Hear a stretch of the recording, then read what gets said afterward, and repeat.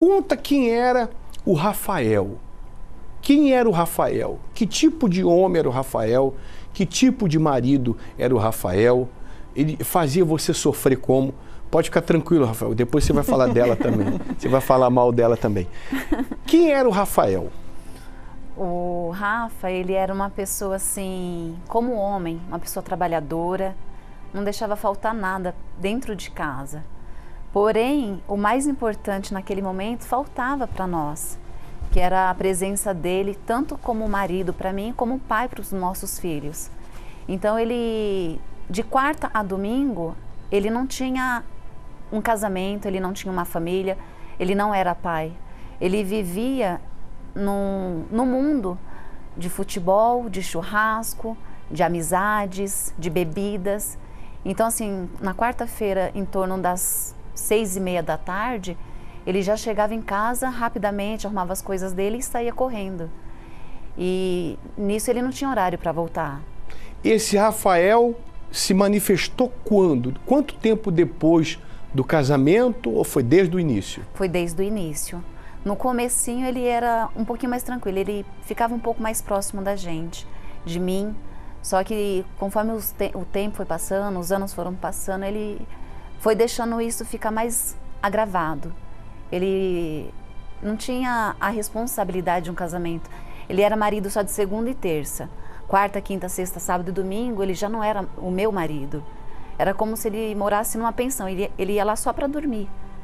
Então isso acabou me prejudicando muito, porque eu acarretei uma depressão profunda, eu tentei me matar, eu conversava com ele, falava assim, tá errado, você jogar um futebol um final de semana é uma coisa, mas você está indo de quarta a domingo, você sai 6 horas, você volta entre 4 e 4h30 da madrugada e chegava, vamos dizer, em ponta de pé para não fazer barulho, porque ele voltava totalmente bêbado.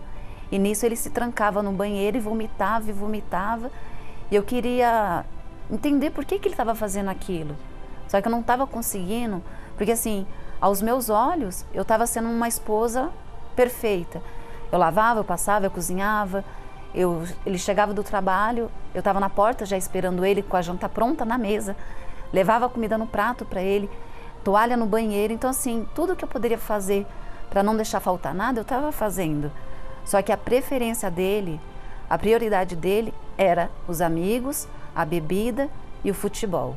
Ele viajou o mundo inteiro atrás do time dele, com os amigos dele, e eu em casa, vendo, como diz, né, vendo navios. Olhava para as paredes, era assim, eu e 4 paredes. Não tinha vida. Normalmente quem faz isso é corintiano. É Corinthians? É corintiano. Roxo. Corinthians dividia você com a tua esposa, com a tua família. Isso.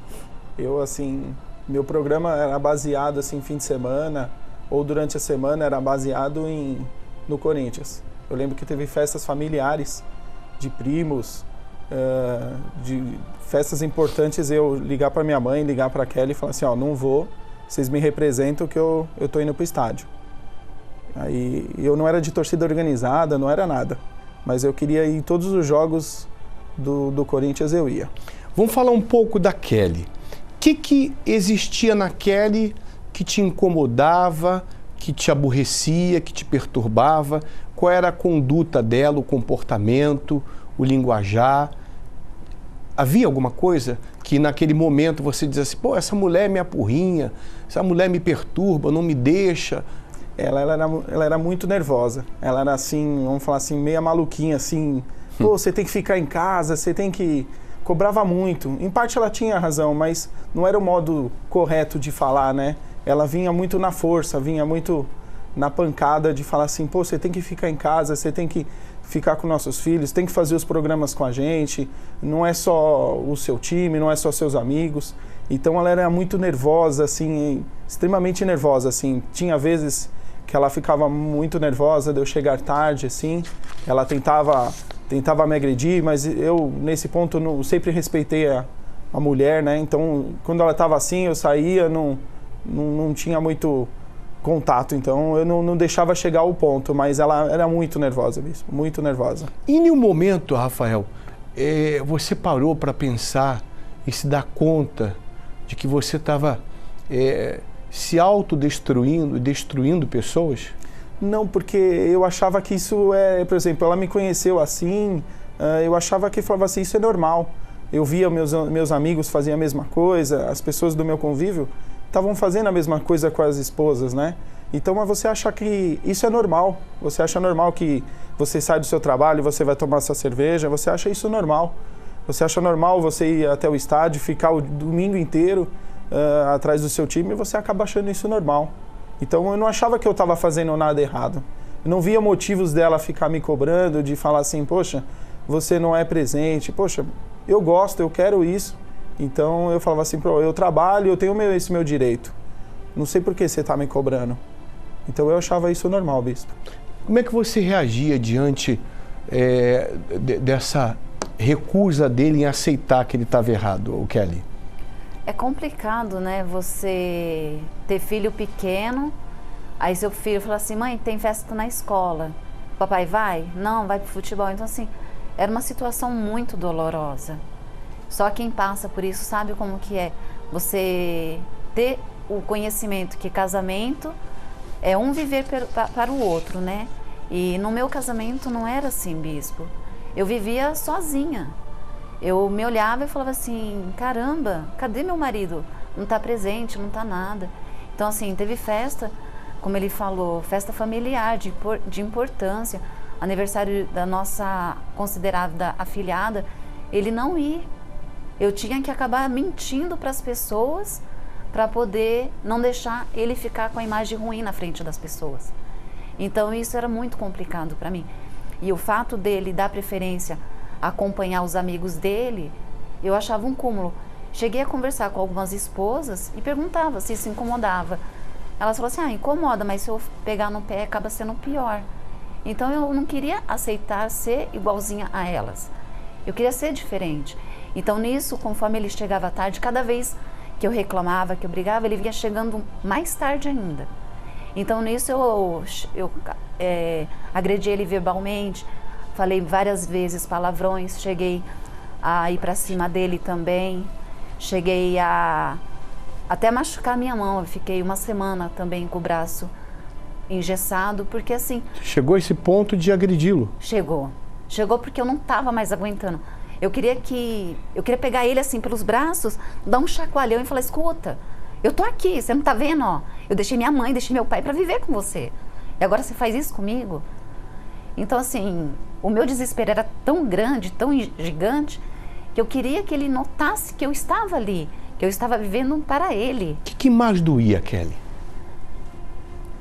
Olha, o que mais doía, eu acho que era o conjunto inteiro, mas acho que era o fato de eu ir para a cama, dormir e não ter o meu marido ali do meu lado.